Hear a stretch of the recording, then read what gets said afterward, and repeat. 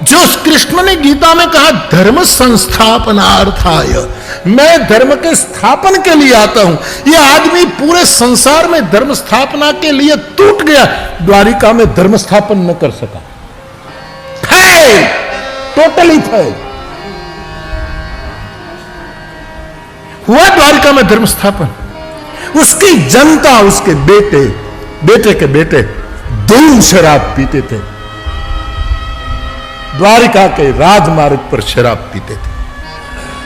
कुछ बातों तो मैं आपको न बताऊं वो ही अच्छा है, लेकिन जो है छेड़छाड़ होती थी, न दिन कोई देखता था न रात, और उनके परिवार के लोग थे।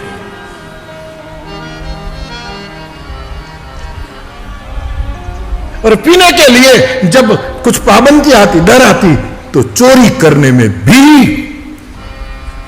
चूक नहीं करते थे। जो जो अधर्म के लक्षण थे 20 वर्ष आयु के। मैं एक और मेरी पीड़ा व्यक्त करूं कि 100 के बाद 26 तक की जो कृष्ण की जीवनी है, बड़ी दर्दनाक है। इस अवतार ने क्या क्या इन 26 साल में झेला नहीं।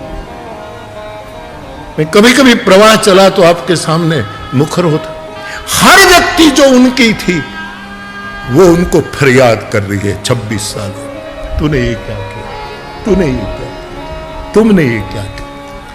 इनमें कई आप्तजन थे। रुक्मिणी भी ताना मारती है, सत्यभामा भी ताना मारती है, राधा कम नहीं बोली, कृष्णा, द्रौपदी, सब कुछ न कुछ बोले। मुझे हरीश भाई ये लगता है कि यह आदमी ने जो बाबा जी जो प्रतिज्ञा की थी, स्वामी जी महाराज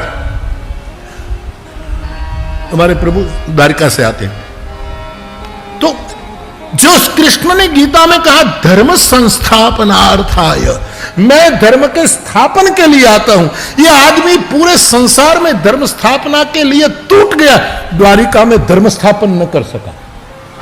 फेल, टोटली फेल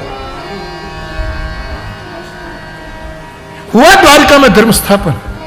उसकी जनता, उसके बेटे, बेटे के बेटे दूध शराब पीते थे, द्वारिका के राजमार्ग पर शराब पीते थे। कुछ बातों तो मैं आपको न बताऊं वो ही अच्छा है, लेकिन जो है छेड़छाड़ होती थी, न दिन कोई देखता था न रात, और उनके परिवार के लोग थे।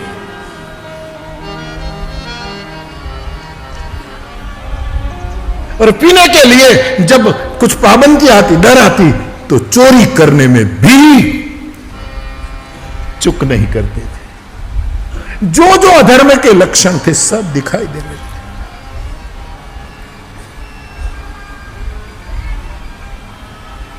ये तो तब जाना गया, शताब्दी के दूसरे दिन रात को नारद ने विदाई नहीं ली है, उद्धव ने विदाई नहीं ली है। दोनों कृष्ण की आज्ञा लेकर द्वारिका की रात्रिचर्या देखने के लिए निकलते हैं कि द्वारिका में क्या हो रहा। कृष्ण के चेहरे से दोनों रो पड़ते थे कि आदमी बहुत दुखी। गुजराती में कवि काग ने लिखा, तमे सुखड़ा लिधा के संतापो जन्मी ने जदू कुड़मा। हे गोविंद, तूने अवतार लेकर सुख पाया कि दुख पाया, और तेरे परिवार में तेरी कोई कही बात जिसका शब्द सुनकर ब्रह्मांड हिल जाता था। दुर्योधन की सभा में संधि का प्रस्ताव लेकर जब महाभारत की मूल कथा योगेश्वर जाते हैं, 80-80 हजार साल की तपस्या छोड़कर विंध्यवासी, हिमालय वासी, उदयस्तवासी, मेरू के वासी महात्मा समाधि छोड़कर भागे जा रहे थे हस्तिनापुर। किसी ने पूछा, योगियों कहां जा रहे हो? बोले, आज भगवान कृष्ण बोलने वाले हैं, ये वचन यदि सुनने में रह गए तो हमारा तप बेकार जाएगा। ये बानी सुनने, उसका एक बोल कोई नहीं मानते। कोई स्वीकार नहीं करता। और मुझे कहने दो, उसका बड़ा भाई दाऊ 24 घंटों पीता था, बलराम 24। कोई प्रेरणा मत लेना हो प्रभु, क्या भाई ये सब पीते थे तो हम भी शुरू करें। पीने का नतीजा क्या है, परिणाम देखना। विंध्यवासिनी के दरबार में आए हो तो मैं देहातवासी भाई बहन, मेरे इस प्रदेश के मेरे देशवासियों में प्रार्थना करूं कि यदि कुछ ऐसा वैसा पीते हो तो 9 दिन के बाद मां के चरणों में छोड़ देना। आप इतनी तो इज्जत करो, मैंने 9 दिन पीने में क्या कसर छोड़ी है पिलाने में। धन्यास्ते कृतिनः पिबन्ति सततम श्री राम नामामृतम। गोपी जन कहती है तब कथामृतम तप्त जीवनम कवि भीड़ितम। पियो, खूब पियो। पैमाने में क्यों पियो, पीना हो तो पूरा मैखाना पी लो। इतने में पहना मैंने क्या पीना है, पूरा कथा रस पियो। क्या धर्म स्थापन। प्रभु कभी मैं द्वारिका आऊं, यज्ञ कुंड के पास हम 2-5 बैठे होंगे तब बातें करूंगा कि कहां धर्म की स्थापना हुई। जो आदमी पूरे जगत में धर्म नो डंको मारे, यदि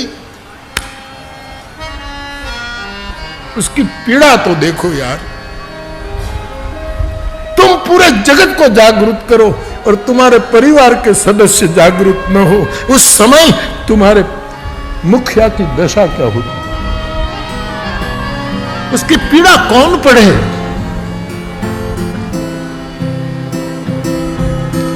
इस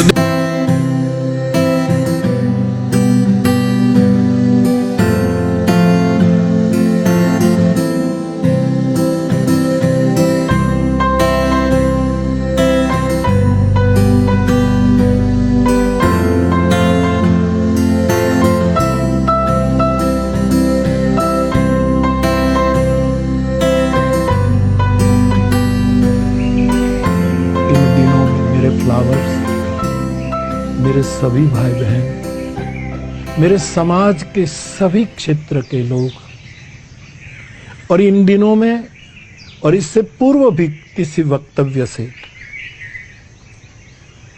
कोई चूक हुई हो, कोई त्रुटि रह गई हो,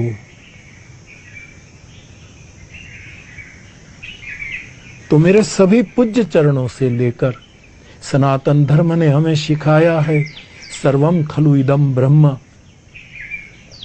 श्री राममय सब जग जानी मानकर सभी पूज्य चरणों से लेकर सभी के प्रति हमारे से कोई चूक हुई हो, त्रुटि हुई हो, तो पूरे अंतःकरण से हम क्षमा प्रार्थी।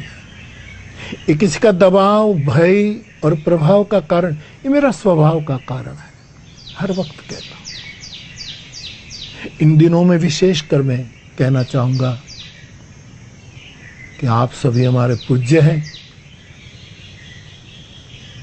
आशीर्वाद देते रहिएगा, हम आपके प्रिय बने रहें।